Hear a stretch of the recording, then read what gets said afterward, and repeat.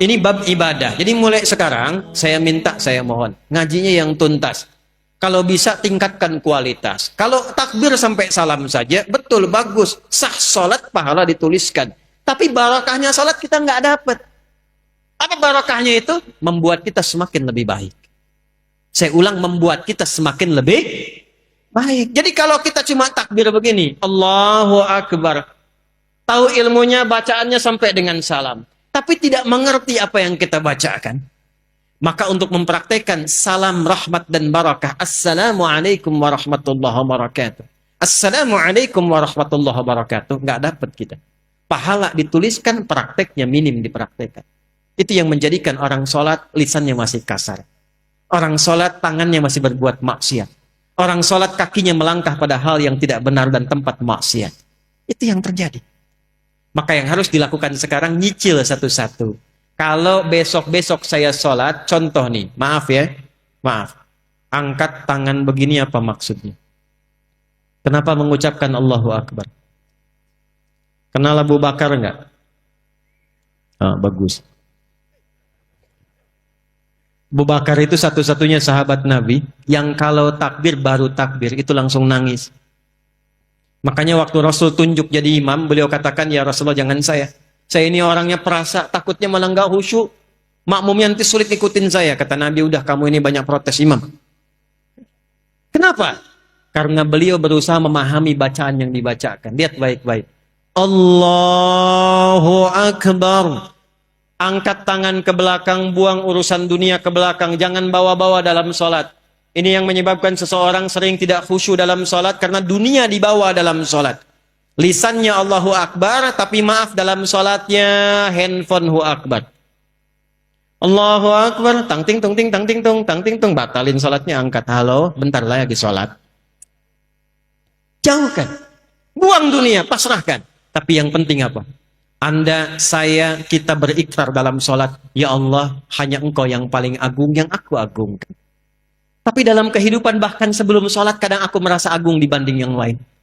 Sombong dibanding orang lain. Merasa paling berilmu. Merasa paling punya uang.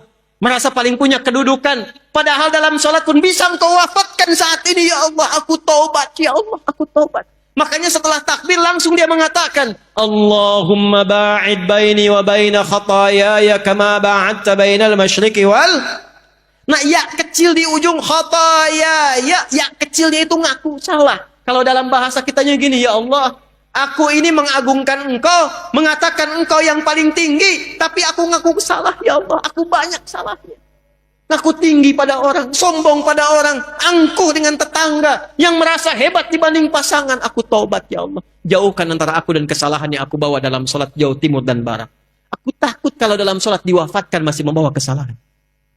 Lalu kita pasrah. Wajjahtu wajhiya lilladzi fataras samawati wal hanifan muslima wa ma ana minal inna salati wa nusuki wa mahyaya wa mamati lillahi rabbil. Itu paham nggak tuh saat dibaca? Itu kan bahasa bebasnya begini, ya Allah, kalaupun Engkau wafatkan aku sekarang dalam sholatku ini, aku pasrah, ya Allah, sepanjang Engkau ampuni dosaku, dan aku berjanji kalau selesai sholat masih hidup, aku akan berjanji dia orang yang lebih baik dari sebelum aku sholat. Itu sholat. Terakhir sekarang. Sholat selesai, sesama muslim sudah baik, belajar ilmunya.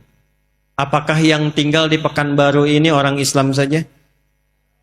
Ada non-muslimnya tidak? Ada non-muslimnya tidak? Perhatikan tuntunan Nabi. Kalaupun dalam kehidupan kita beribadah, jangan pernah memaksa. La ikraha lakum dinukum, ibadah masing-masing.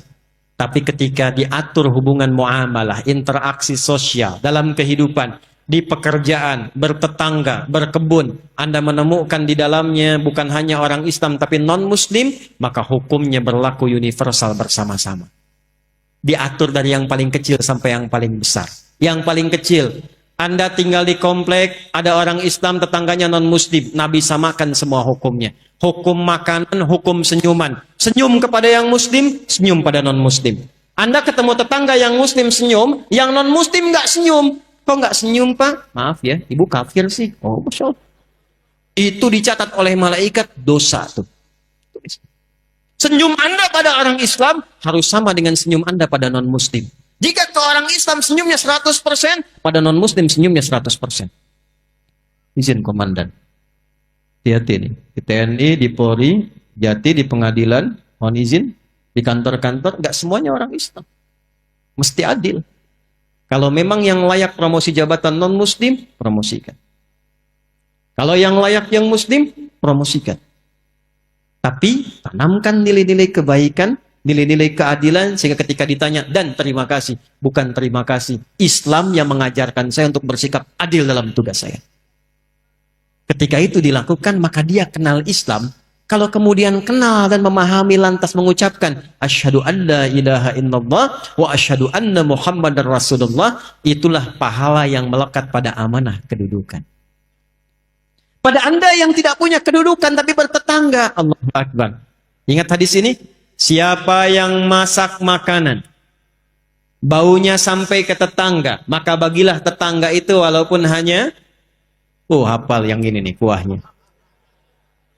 Jadi ini biasa masak sop ayam, ayamnya dia makan, kuahnya dikasih tetangga. Tetangganya tanya, kenapa kami dikasih kuah? Hadis Nabi, Pak. Ini korban terjemahan nih. Maksud Nabi, nanti besok-besok itu orang banyak kreatif bikin bumbu-bumbu. Memang yang dimasak itu cuma, maaf sekali, singkong. Tapi bumbunya bumbu rendang. Diambil dari Bukit Tinggi, bikin rendang singkong. Bumbunya rendang, yang dimasaknya apa, bagi tetangga supaya nggak salah persepsi. Dikiranya memang betul rendang, ternyata rendang bagi. Tapi hadisnya belum selesai. Saya pengen tanya, apakah Nabi pernah mengatakan kalau tetangga Anda Muslim saja? Nggak ada redaksinya begitu. Makanya ratakan. Bikin rendangnya, kirimkan ke setiap tetangga yang bisa dibagi. Jangan dilewat yang non-Muslim. Yang Islam bagi, Pak Haji bagi, Bu Haji bagi, Bu Ustadz bagi, tetangga biasa bagi. Tiba-tiba pastor keluar. Pak, kayaknya enak rendangnya. Emang sih, Bapak sih salah, tokoh kafir. Nggak boleh. Dosa tuh. Itu ahli-ahli dapat pahala, langsung tulis dosa, coret. Datangi, ketuk rumahnya. Selamat pagi, pagi. Ada apa Pak Haji? Ini ada rezeki. Nih, ada satu panci rendang. Oh, Pak Haji baik sekali. Bukan baik. Nabi Muhammad yang mengajarkan saya untuk berbagi. Kenalkan nama Nabi Muhammad. Besok-besok saat dia mengembalikan panci, udah bisa salam. Assalamualaikum Pak Haji. Itu. Padahal Anda aja haji belum, gitu kan? Ajarkan aja enggak. Udah assalamualaikum dan didoakan. Assalamualaikum Pak Haji.